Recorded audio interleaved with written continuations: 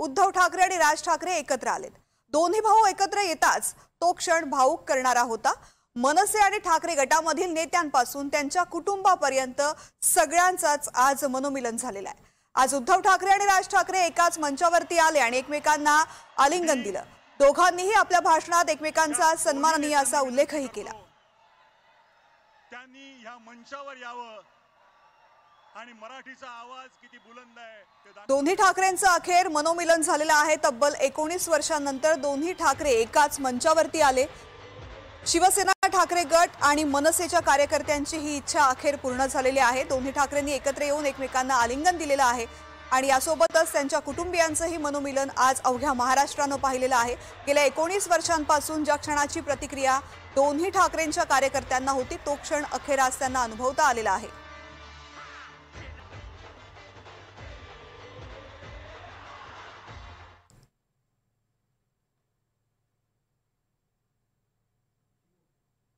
आणि याच मेळाव्यामधून उद्धव ठाकरे आणि राज ठाकरे या दोघांनी सुद्धा मुख्यमंत्री देवेंद्र फडणवीस यांच्यावरती टीका केलेली आहे। दोघांच्या भाषणाचे मुद्दे आपण पाहूयात। मी माझ्या मुलाखतीमध्ये एक म्हटलं होतं की ज्याच्यातनं या सगळ्या गोष्टी खरं तर सुरू झाल्या आणि मी असं म्हटलं होतं की कोणत्याही वादापेक्षा आणि कुठच्याही भांडणापेक्षा महाराष्ट्र मोठा आहे।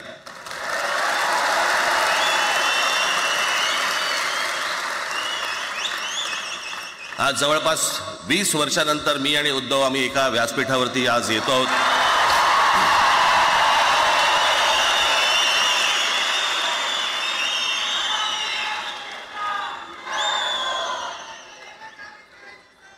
जे माननीय बाळासाहेबांना जमलं नाही, जे अनेकांना जमलं नाही, आम्हाला दोघांना एकत्र आणायचं ते देवेंद्र फडणवीसला जमलं।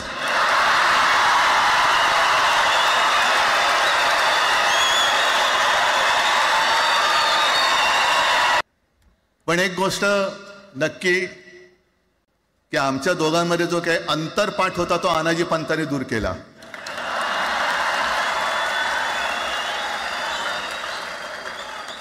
आता अक्षता टाकण्याची काय तुमच्याकडनं अपेक्षा नाहीये। एकत्र आलोय एकत्र राहण्यासाठी।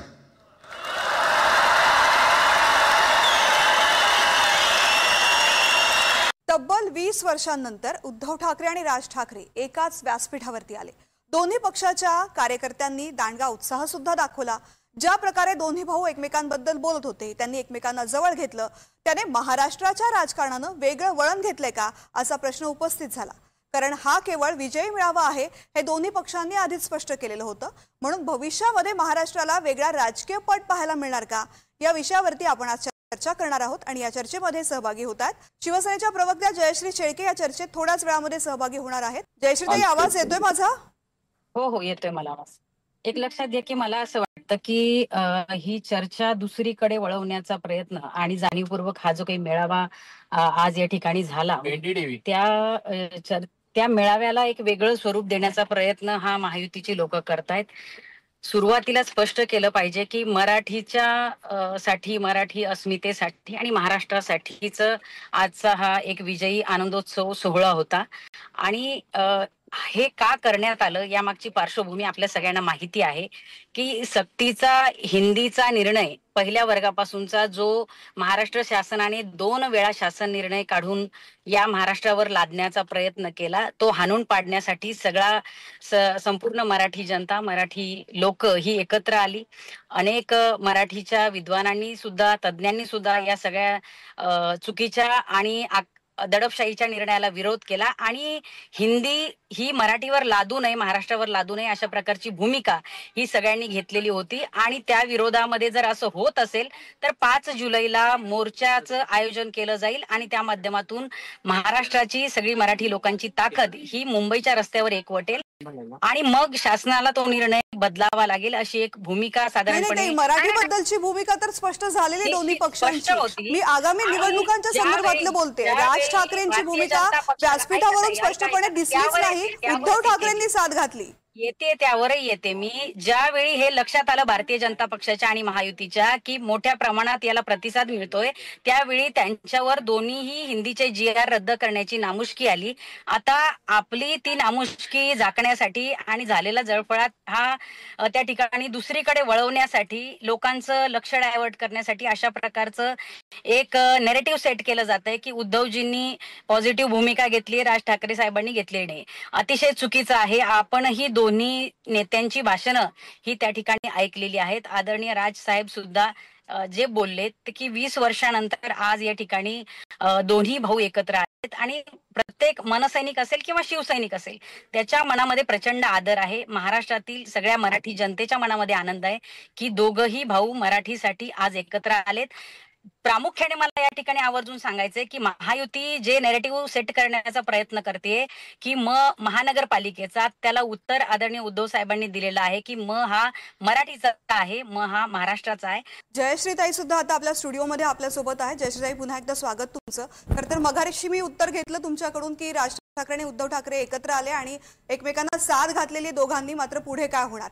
मात्र आता ज्या प्रकारे भाजप सुद्धा मुद्दा मांडते की आम्हाला काही फरक पडत नाही, मराठीची मक्तेदारी फक्त शिवसेना आणि मनसेकडे नाहीये, ती मतं आम्हाला सुद्धा मिळणार आहेत. मात्र या पुढची चर्चा आणखीन पुढे जाणार तेव्हा राजकीय दृष्टीने चर्चा करायला पाहिजे की आता उद्धव ठाकरे आणि राज ठाकरे एकत्र येणार, मग महाविकास आघाडीचं काय, आणि महत्वाचा मुद्दा येतो की जागा वाटपाचं काय. कारण आता शिवसेनेची ज्या पद्धतीनं एक मोठा पक्ष आहे, मनसे तितक्या मोठ्या प्रमाणामध्ये आपला इम्पॅक्ट पाडू शकलेला नाहीये. मात्र इलेक्शनच्या दृष्टीने राज ठाकरे यांनी जर जास्त प्रमाणात जागा मागितल्या वाटपामध्ये किंवा मुंबईमध्ये जास्त जागा मागितल्या इतर महत्वाच्या ठिकाणी, तर मग शिवसेना काय करणार, त्यानंतर काय भूमिका असणार. सगळ्यात पहिल्यांदा तर स्पष्ट करू इच्छिते की हे जे काही तुम्ही प्रश्न विचारलेत राजकीय संदर्भामध्ये, जागा वाटप असेल किंवा मनसे आणि शिवसेनेच्या युतीच्या संदर्भात असेल, हा आदरणीय उद्धव ठाकरे साहेब आणि आदरणीय राज ठाकरे साहेब यांच्या पातळीवरचा तो प्रश्न आहे. मी अत्यंत लहान शिवसैनिक आहे आणि त्यामुळे या विषयावर मला असं वाटतं की अधिकारवाणीने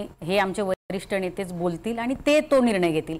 मला या ठिकाणी प्रामुख्याने आमचे भारतीय जनता पक्षाचे जे वरिष्ठ या ठिकाणी नेते आहेत जे बोललेत की मराठीचा ठेका काही शिवसेनेने आणि मनसेने घेतला नाही. ठीक आहे, एक वेळ मान्य करा की मराठीचा ठेका शिवसेनेने आणि मनसेने घेतला नाही, मग मराठीचा ठेका भारतीय जनता पक्षाने घेतलाय का. आणि जर मराठीचा ठेका हा भारतीय जनता पक्षाने घेतला असेल आणि मराठीबद्दल इतका मान सन्मान आदर तुम्हाला असेल, तर मग ज्यावेळी मुख्यमंत्री देवेंद्र फडणवीस यांनी पहिला GR काढला हिंदी भाषेच्या संदर्भातला, अनिवार्य शब्द टाकलेला, त्यावेळी किती भारतीय जनता पक्षाच्या लोकांनी, पदाधिकाऱ्यांनी, कार्यकर्त्यांनी विरोध केला की मराठीसाठी हा GR काढू नका, किंवा दुसऱ्यांदा पुन्हा GR काढण्यात आला हिंदी भाषेचा, अनिवार्यतेचा, सर्वसाधारण तिसरी भाषा म्हणून त्याचा समावेश गेला. त्यावेळी किती भारतीय जनता पक्षाच्या लोकांनी त्याला विरोध केला. महायुतीमधील शिंदे गटातील किती लोकांनी त्याला विरोध केला. या निर्णयाला विरोध करण्याचं धाडस एकटे अजितदादा पवार यांनी त्या ठिकाणी जाहीरपणे हे सांगितलं की पहिलीपासून हिंदी सक्तीची करू नये, म्हणजे त्यांनी मराठीची भूमिका त्या ठिकाणी घेतली. पण महायुतीमध्ये या सरकारमध्ये भारतीय जनता पक्षातील वरिष्ठ लोक असतील, मंत्री असतील, नेते असतील, किंवा आज जे भूमिका मांडतायत ती लोक असतील किंवा एसएनसी गटाचे नेते असतील, त्यांनी किती जणांनी मराठीच्या संदर्भामध्ये आग्रही भूमिका घेतली. त्यामुळे हे बोलणं तुम्ही सोडूनच द्या की मराठीचा पुळका शिवसेनेने आणि मनसेने घेतला. हो, 100% खरं आहे की मराठीसाठी सातत्याने शिवसेना इतक्या वर्षापासून लढतीये, झगडतीये आणि महाराष्ट्रातील जनतेलाही हे माहिती आहे की शिवसेनेने सातत्याने मराठी माणसाची आणि मराठीच्या अस्मितेचीच भूमिका घेतलेली आहे. मनसेने सुद्धा ही भूमिका घेतली आणि जेव्हा दोघांच्याही भूमिका एक होत्या, जेव्हा दोघांचाही विचार एक होता, तेव्हा दोघही भाऊ या एका विचाराने एकत्र आले की मराठीला वाचवायचंय, महाराष्ट्रावर हिंदी सक्ती लादण्यापासून वाचवायचंय, महाराष्ट्राच्या अस्मितेसाठी ते दोघं एकत्र आले. जेव्हा दोन ठाकरे बंधू एकत्र येत आहेत म्हटल्यावर ज्यांनी सातत्याने घर फोडण्याचं काम केलं, ज्यांनी सातत्याने पक्ष फोडण्याचं काम केलं, अशा लोकांना साहजिकच जळजळ होणं स्वाभाविक आहे. त्याच्यामुळे भारतीय जनता पक्ष किंवा मग ज्या शिवसेनेमधून 50-50 खोके घेऊन आमदार पळवले ते एसएनसी गटाचे प्रमुख, यांना त्याबद्दल अजिबातच साहजिकच आहे की त्यांना चांगलं वाटणारच नाहीये. मुळात आजची जर आपण सगळी परिस्थिती पाहिली, आजचा आनंद सोहळा पाहिला किंवा आजची जी काही सभा झाली, त्या सभेमधली सगळ्या शिवसैनिक असतील किंवा मनसैनिक असतील किंवा मराठी माणूस म्हणून एकत्र येण्याचं आव्हान करण्यात आलेलं होतं. त्यामध्ये सहजपणे हेही आवाहन करण्यात आलेलं होतं की ज्या भारतीय जनता पक्षातीलही लोकांना वाटत असेल की मराठीसाठी आम्हाला यायचंय, आनंदोत्सव साजरा करायचा, विजयोत्सव साजरा करायचा, त्यांनी यावं. किती लोक आली भारतीय जनता पक्षातील ज्यांना मराठीबद्दल आत्मीयता होती? कोणी नाही आलं. त्यामुळे याबद्दल तर भारतीय जनता पक्षातील लोकांनी जराही बोलू नये. तुम्ही ज्या पद्धतीने वागलेला आहात आणि ज्या पद्धतीने वागत आहात, मराठीबद्दल तुमच्या मनामध्ये जराही प्रेम नाही, हे स्पष्टपणे भारतीय जनता पक्षाच्या वेळोवेळच्या निर्णयांमधून दिसलंय. ज्यावेळी आदरणीय उद्धव ठाकरे साहेब मुख्यमंत्री होते त्यावेळी त्यांनाही कदाचित घेता आला असता निर्णय, पण हिंदी सक्तीचा निर्णय त्यांनी नाही घेतला. हा GR आणण्याचं काम हे भारतीय जनता पक्ष आणि एसएनसी गटानेच केलेलं आहे, महायुतीनेच केलेलं आहे. त्यामुळे याबद्दल अधिकारवाणीने बोलण्याचा कुठलाही अधिकार आपण ठेवलेला नाहीये. तुम्ही तो गमावलेला आहे. या महाराष्ट्रासाठी, मराठी माणसासाठी आणि महाराष्ट्राच्या अस्मितेसाठी आज ठाकरे बंधू एकत्र येत आहेत. त्याची जळजळ आणि मळमळ या महायुतीतील घटक पक्षांना, भारतीय जनता पक्षाला होणं स्वाभाविक आहे, ते आम्ही समजू शकतो. किती हिंदी सक्तीच्या मुद्द्यावर तुम्ही तुमच्या माननीय मुख्यमंत्र्यांना काय सांगितलं? हिंदी सक्तीच्या मुद्द्यावर आपण का विरोध केला नाही या विषयावर बोला ना आपण. आता राज ठाकरेंचं कौतुक केलेलं आहे उद्धव ठाकरेंवरती टीका करताना, आणि दुसरं म्हणजे ते म्हणालेले आहेत की राज ठाकरे कायमच संपर्कामध्ये राहतात, उद्धव ठाकरे फार संपर्क करण्याचाही प्रयत्न करत नाहीत कुणाला. नाही, हे मी आधीही सांगितलंय की भारतीय जनता पक्षाची ही आधीपासूनची एक रणनीती आहे, पॉलिसी आहे पक्षाचीच की अशा प्रकारचे फेक नॅरेटिव्ह तयार करायचे. आता आदरणीय उद्धव ठाकरे साहेब मधल्या काळामध्ये आजारपणामुळे भेटले नसतील, परंतु नंतरच्या काळात आपण सगळे पाहतोय की आता सातत्याने ते महाराष्ट्रभर फिरतायत, सगळ्या शिवसैनिकांना भेटतायत, मराठी लोकांना भेटतायत. या दरम्यानच्या काळातही जेव्हा हिंदी सक्तीचा हा GR आणला गेला, दोन्ही GR आले, त्यावेळी सुद्धा आदरणीय उद्धव ठाकरे साहेबांनी सातत्याने या सगळ्याला विरोध केलाय. आणि त्याचबरोबर उद्धव ठाकरे साहेबांच्या त्यांच्या मार्गदर्शनाखाली सगळे शिवसैनिक असतील, शिवसेनेचे वरिष्ठ पदाधिकारी असतील, सगळ्यांनीच त्याला सातत्याने विरोध करायचं काम केलेलं आहे. पहिला महत्वाचा मुद्दा म्हणजे अवधूतजींनी जे या ठिकाणी मांडणी केली की जनाब बाळासाहेब ठाकरे म्हणा वगैरे, तर ही एक नीच पातळीवरचं राजकारण सातत्याने करण्याचं काम भारतीय जनता पक्ष करत असतो, हे आपण मान्य केलं पाहिजे. या देशामध्ये आणि राज्यामध्ये सुद्धा हिंदू मुस्लिम, मराठी अमराठी अशा प्रकारचा वाद निर्माण करून सातत्याने एक ठिणगी पेटवण्याचं काम हे समाजामध्ये आणि राजकीय, सामाजिक, सातत्याने धार्मिक तेढ निर्माण करून, भाषिक तेढ निर्माण करून सातत्याने वातावरण ज्वलंत ठेवण्याचं काम भारतीय जनता पक्ष करत असतो. फोडा आणि राज्य करा हीच त्यांची आधीपासूनची रणनीती राहिलेली आहे आणि त्यावरच त्यांची राजकीय पोळी ही नेहमी शेकली जाते. आता दोन्ही भाऊ एकत्र येणार म्हटल्यावर, मग वादच नाही म्हटल्यावर आपलं राजकारण कशावर करायचं, कशाच्या आधारावर करायचं, यासाठी हा सगळा एक केविलवाना प्रयत्न मला असं वाटतं की भारतीय जनता पक्षाचा सुरू आहे. राहिला विषय मराठीच्या लढ्याचा, मराठीच्या अस्मितेचा, तर संयुक्त महाराष्ट्राच्या चळवळीमध्ये 107 हुतात्म्यांनी आपल्या प्राणाचं बलिदान दिलं. शाहीर अमर शेख, शाहीर लोकशाहीर अण्णाभाऊ साठे, शाहीर गव्हाणकर यांनी लोकजागृती करत त्या ठिकाणी या राज्यामध्ये चळवळ निर्माण केली. या चळवळीमध्ये, आंदोलनांमध्ये, संयुक्त महाराष्ट्राच्या चळवळीमध्ये भारतीय जनता पक्षातील किती लोक होती? प्रबोधनकार ठाकरे यांनी त्यामध्ये सहभाग घेतलेला होता.